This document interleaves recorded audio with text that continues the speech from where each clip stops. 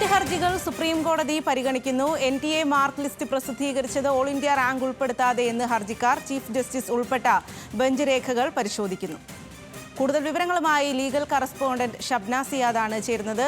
ഷബ്ന, ഇക്കാര്യത്തിൽ സുപ്രീം കോടതി എന്തെല്ലാം കാര്യങ്ങളാണ് ചൂണ്ടിക്കാട്ടിയത്?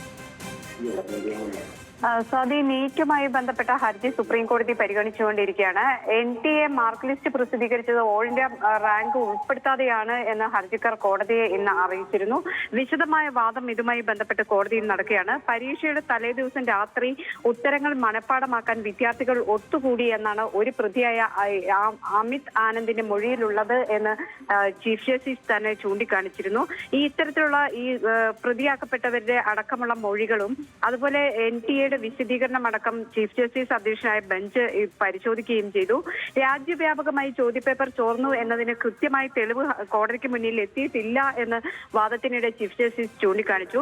അതുപോലെ മറ്റൊന്ന് ബെഞ്ച് വ്യക്തമാക്കിയത് മെയ് 4 രാത്രിയിലാണ് ആദ്യം ചോദ്യപേപ്പർ ചോർന്നത് എന്ന് കോടതി തന്നെ സൂചിപ്പിക്കുകയുണ്ടായി. ചോദ്യങ്ങൾക്ക് ഉത്തരം കണ്ടെത്തിയതും വിദ്യാർത്ഥികൾ തന്നെയാണ്. അതിൽ അധ്യാപകർക്ക് പങ്കില്ല എന്നാണ് ഇത്തരത്തിലുള്ള രേഖകളിൽ നിന്ന് വ്യക്തമാകുന്നത് എന്ന് കോടതി പറഞ്ഞു.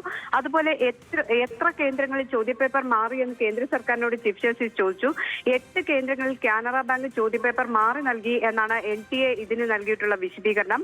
അതുപോലെ ഹർജിക്കാർ കോടതിയെ തെറ്റിദ്ധരിപ്പിക്കാൻ ശ്രമിക്കുകയാണ് എന്നാണ് NTA കോടതിയിൽ പറയുന്നത്. വിശദമായ വാദം ഇപ്പോഴും കോടതിയിൽ തുടരുന്നു. ശരി ഷബ്ന, നീറ്റ് വിഷയം സുപ്രീം കോടതിയിൽ പരിഗണിക്കുകയാണ്. ആ വിവരങ്ങളാണ് ലീഗൽ കറസ്പോണ്ടന്റ് ഷബ്ന സിയാദ് നൽകിയത്.